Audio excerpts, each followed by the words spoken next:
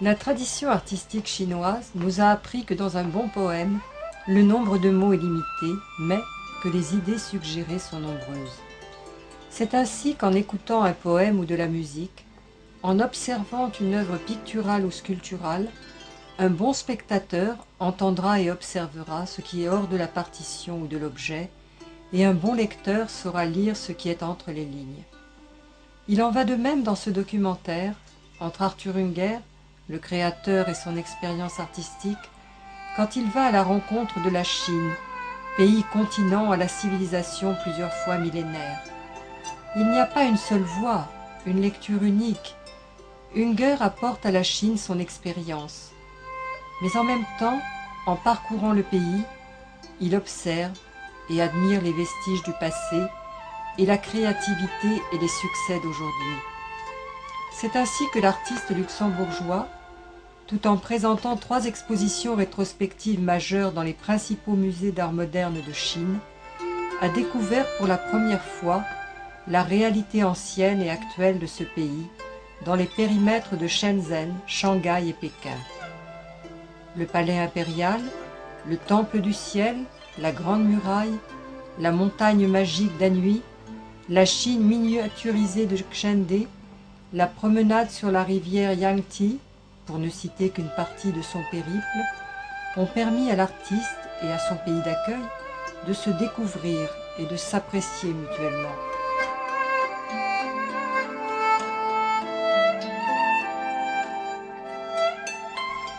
La première étape a été Shenzhen, ville de la jeunesse, de la nouvelle technologie, l'équivalent en Chine de la Silicon Valley aux États-Unis. Il y a 25 ans, Shenzhen n'était qu'un village de pêcheurs, qui est devenu depuis une ville de 5 millions d'habitants, verdoyante, à l'architecture moderne d'avant-garde et aux larges avenues d'une propreté exemplaire.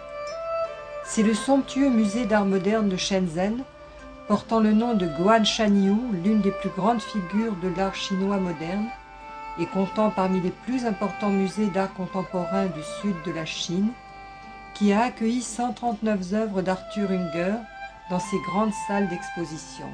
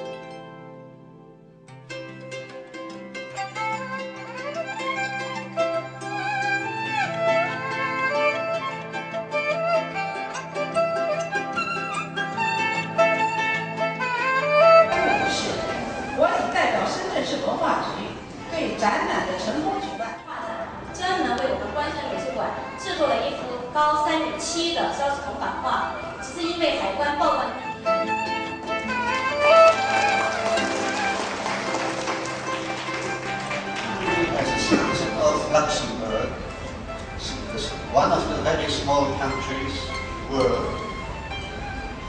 I'm very proud to be here in the biggest in the biggest country of the world. And I would like also to thank my sponsors who helped me to bring all this over here.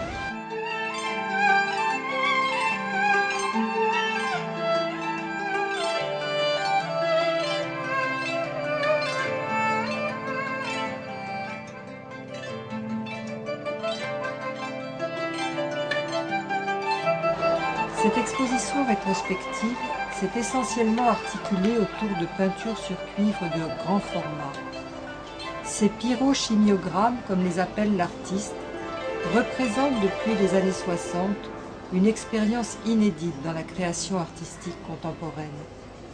Unger utilise en effet pour support des feuilles de cuivre électrolytique, sur lesquels il a développé un procédé de peinture mixte à base d'encre de Chine et de liquide chimique dont la transformation s'opère de manière parfaitement contrôlée sous la chaleur de la flamme du chalumeau. Ainsi le feu, l'alchimie, la feuille de cuivre ont-ils forgé une démarche authentique et inédite. En chemin, l'artiste est aussi devenu anthropologue et compagnon de critiques et d'artistes parmi les plus importants du XXe siècle. Il a ouvert une large voie à la poésie, dévoilant dans ses œuvres des éléments transmutatifs, une charge de symbolisme puissant où cohabitent le fantastique et le merveilleux, issus du feu et de l'alchimie. C'est en quelque sorte le feu qui nourrit le feu. Des encres de Chine, des sculptures totémiques, des livres rares complétaient cet ensemble de peintures sur cuivre, ainsi qu'une quinzaine de pièces d'art nègre provenant de la collection d'Unger et se superposant à sa propre création. La présentation de cette exposition a été particulièrement enrichissante pour le public chinois, car dès ses débuts, Unger a pratiqué une expression calligraphique d'inspiration asiatique. Puis, en liant ses expériences au continent africain, il a su faire ressurgir une œuvre originale, puissante et créative. Cette rétrospective a témoigné du chemin artistique exemplaire d'Arthur Unger. La cadence esthétique a trouvé en contrepartie une logique intérieure de la structure, un équilibre dans la progression, vertigineux de sérénité et d'émotion que dégage l'œuvre en soi. L'effervescence et la plénitude cohabitent avec l'originalité de l'expression, avec la métamorphose du support, et l'œuvre exprime une résonance au souffle éclatant, trouvant chaque jour davantage une plus grande audience auprès du public et des amateurs d'art.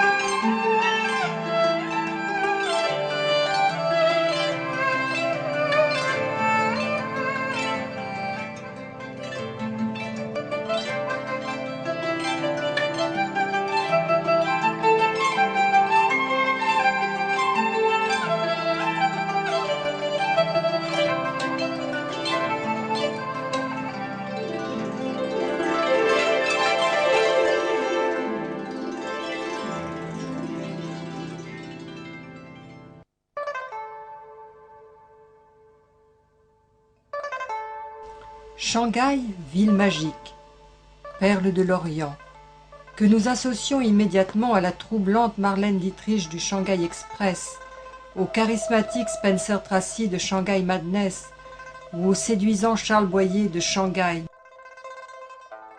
C'est aussi la ville des personnages de la Shanghai Triade, là où le grand fleuve Yangtze-Yan rejoint le Pacifique. Ce paradis des aventuriers est devenu la plus grande métropole d'Asie, un centre florissant du commerce et de la finance, mais aussi un phare de l'avant-garde architecturale contemporaine. La destruction des anciens quartiers s'est faite sans modération, à notre goût, mais l'audace de voir loin, appuyée sur une esthétique avant-gardiste, est évidente. Désormais, Chicago, ville de l'architecture moderne par excellence, a transmis le flambeau à Shanghai, où fleurissent chaque jour de nouvelles surprises architecturales, où se superposent jardins anciens et tours à perte de vue, chefs-d'œuvre de l'architecture coloniale avec le Bund, somptueuses villas de l'entre-deux-guerres et formes de fiction.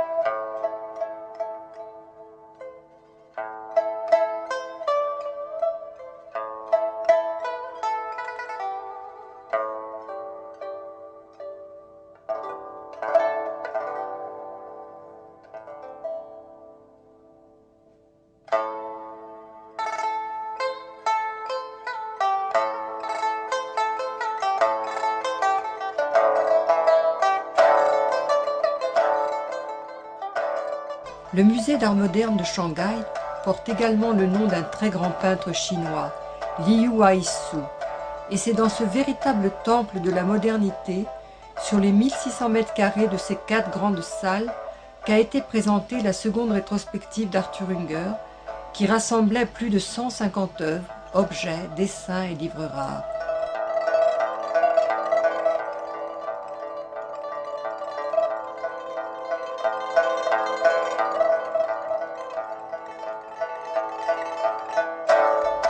Apparaît en évidence l'expérience africaine de l'artiste, sa connaissance des mythes, de l'imagerie du continent noir, qui lui ont permis d'explorer l'art des masques, des cavaliers, des jungles et des mystères des nuits africaines, et qui constitue l'esprit profond et l'âme même de cette civilisation. L'art nègre a en effet passionné de nombreux peintres modernes européens au début du XXe siècle.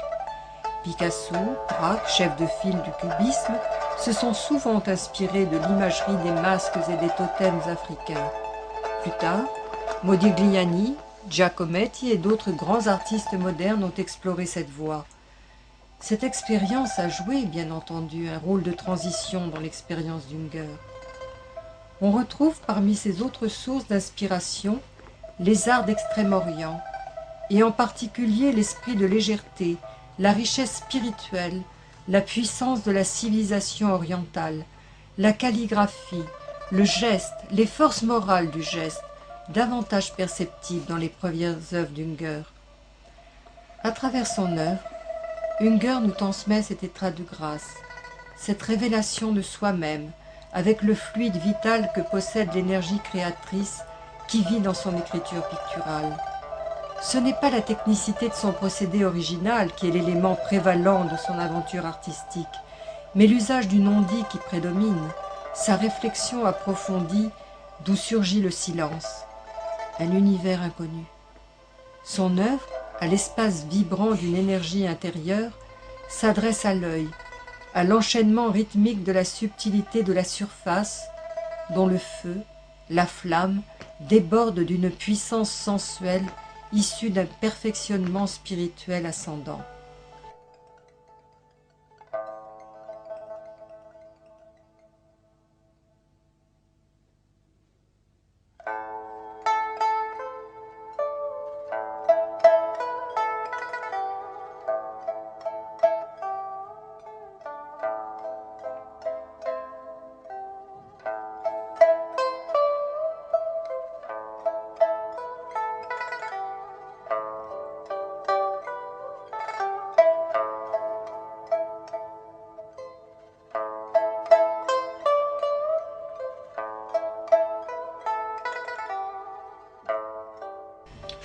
Ces pyrochimiogrammes, ces œuvres et ces objets tétamiques et dadaïstes ont prouvé, une fois de plus, que l'œuvre d'Unger porte simultanément en elle les richesses des civilisations d'Orient, d'Occident et du continent africain qui se reflètent dans leurs miroirs créatifs respectifs.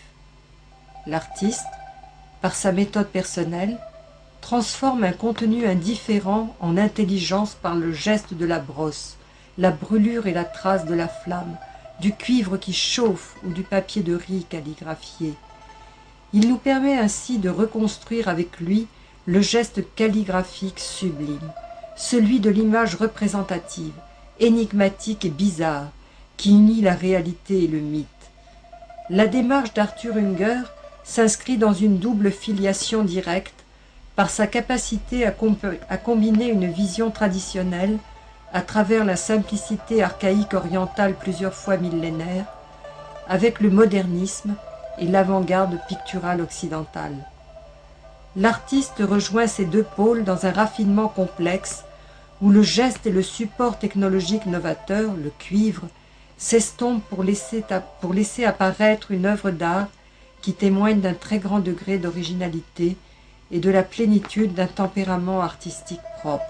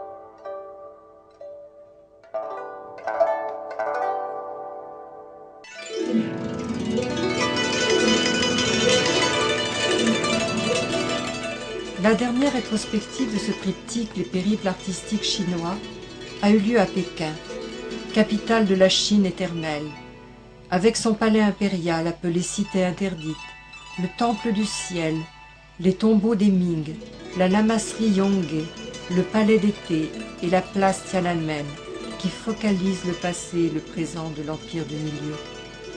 La Chine, à travers sa civilisation plusieurs fois millénaire, a en effet laissé une empreinte extraordinaire dans l'histoire de l'humanité. Souvent incompris pour des raisons linguistiques et sociologiques, de nouvelles formes de communication ont heureusement permis de découvrir ce grandiose héritage culturel et d'attirer en Chine de nombreux chercheurs, scientifiques, artistes, pour apprécier cette richesse du passé et participer activement au développement de l'avenir, au rayonnement de cette culture.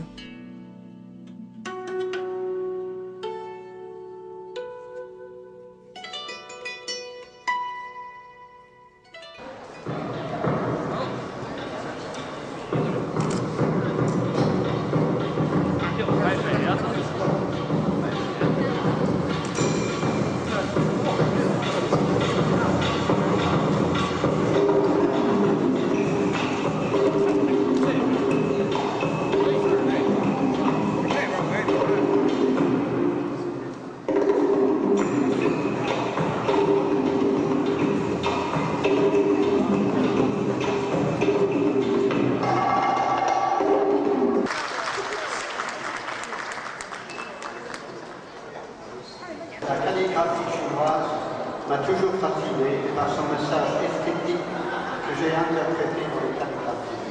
另外，中国书法的它的内在美和通过它的美丽的语言。 La rétrospective d'Unger dans la capitale chinoise, au musée du Millénium, a été la plus vaste. Ce musée, considéré comme le grand temple de l'art moderne et accueillant des expositions de prestige, a été construit en l'an 2000 pour commémorer l'entrée de la Chine dans le nouveau millénaire. Les œuvres d'Unger se sont ainsi trouvées au cœur d'un dialogue visuel avec des événements artistiques et historiques de la civilisation chinoise. De nombreuses particularités ont caractérisé cette rétrospective. L'œuvre d'Arthur Unger, originaire de l'un des plus petits pays du monde, a été célébrée dans l'une des plus prestigieuses institutions culturelles de la capitale du pays le plus peuplé du monde. Cela atteste de l'importance grandissante de l'œuvre d'Arthur Unger à l'étranger, tant aux yeux du public que de la critique.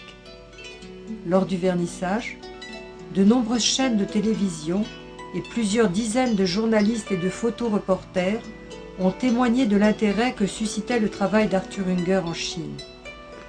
Après cette mise en scène originale le jour de l'ouverture, des dizaines de milliers de visiteurs ont quotidiennement découvert ce lieu prestigieux d'exposition, qu'ils soient pékinois, chinois venus d'autres provinces ou encore touristes de divers continents. La présentation d'œuvres monumentales d'Unger sur un espace d'environ 1500 m² au volume magnifique a permis d'instaurer un dialogue visuel avec la civilisation chinoise à travers les siècles. Une harmonie s'est établie par-delà les siècles et les continents, et ce fut vraiment un échange stimulant et inoubliable pour le public qui a envahi cet espace par vagues imposantes. Cette rétrospective a consacré de manière exemplaire un artiste et son expression singulière, et confirmé ainsi que la grandeur et la qualité d'une expression artistique ne se mesurent pas à l'échelle du pays dont elle est issue, mais bien à celle de l'originalité et de la puissance d'une œuvre qui demeure l'unique référence d'appréciation.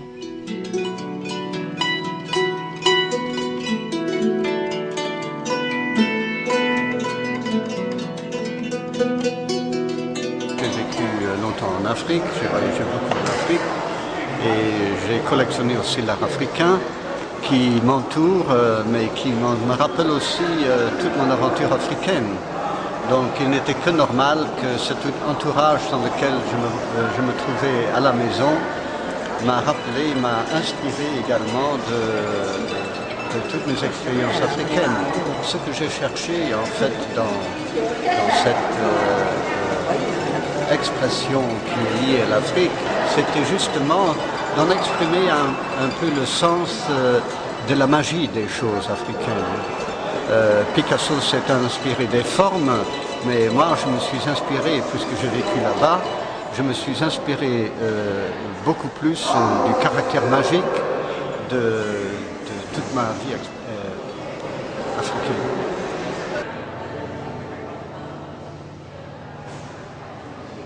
Bon, je me balade bien sûr sur la Côte d'Azur ou ailleurs, beaucoup aussi dans les marchés aux puces. Et donc un jour j'ai trouvé des machines très anciennes qui m'ont fasciné parce qu'elles étaient anciennes et qu'elles en elles-mêmes étaient déjà presque une sculpture maintenant. C'est comme dans l'industrie aussi a fait des choses exceptionnelles qui sont presque des sculptures. Alors au lieu d'utiliser le papier, j'ai eu cette idée de prendre le cuivre que j'utilise en des feuilles très minces. Et je me suis dit, tiens, au lieu d'écrire des lettres avec le papier, j'écrirai des lettres avec des peintures de cuivre, avec mes pyrochimiographies. La première que j'ai faite, c'était à Dada, parce que je trouvais que c'était une approche dadaïste que je donnais à cette création.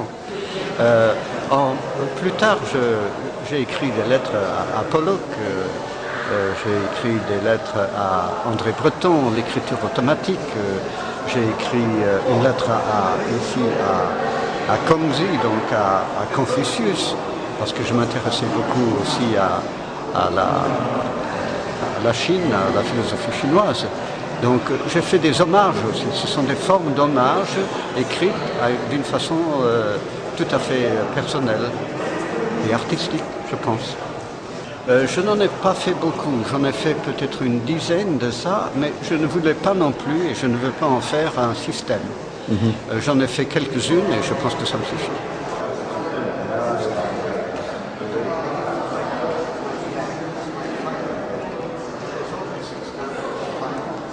完成的，但是留出了一块，因为做表演用。这个就是用那个煤气的，就是一般的那种喷枪啊。然后先上面用或者用就是用想用的颜料先画上。Et ensuite, exprimer la passion de quelque chose. 是一种人的热情。passion aussi, je pense, de faire les tableaux comme ça. 所以在作画的时候，本身它也是表现了一个人的他的激情。他的。等我看着行，你说两句话。好了，也 OK。这是纯的。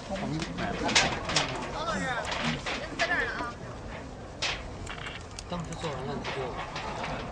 先生，麻烦您帮忙问一下，就是说他这个画的保存。这位画家呢是来自于卢森堡的安日尔先生，他是世界上第一个用火来作画的。用火来作画。对，他听说了我们这个小丁那个获得这冠军啊，他准备把这幅画呢送给我们小丁先生。实际上呢，这个画现在正在世纪坛进行巡回的展出。对。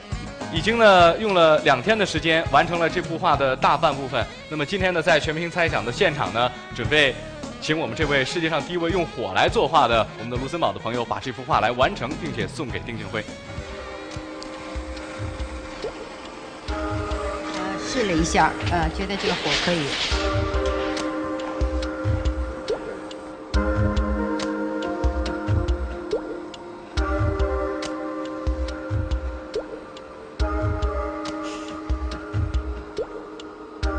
火呢本身就是跳动的力量，而这幅画的主题呢，本身我们这位卢森堡的朋友呢是想表现一座神奇的山，而在他看来呢，丁俊晖也带着东方的神奇。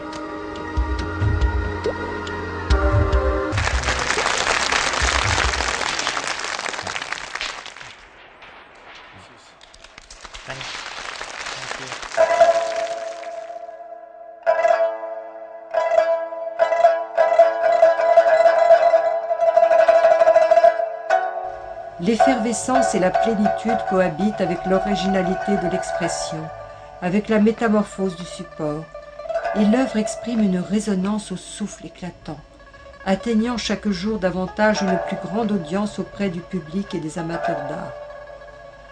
Arthur Unger s'est présenté cette fois devant le public du pays le plus peuplé du monde, dont la civilisation et la richesse culturelle fascinent, et qui saura répercuter cette expression artistique novatrice et riche. L'accueil de la presse a été impressionnant.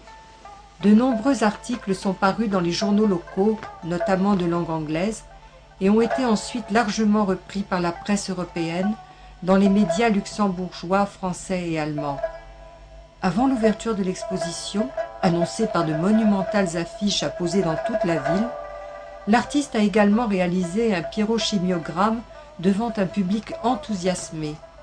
Il a renouvelé cette expérience dans les studios de la télévision centrale chinoise qui a diffusé ces images dans ses émissions les plus populaires en prime time et apporté un soutien total à la manifestation en faisant l'éloge d'Arthur Unger et de l'originalité de son expression.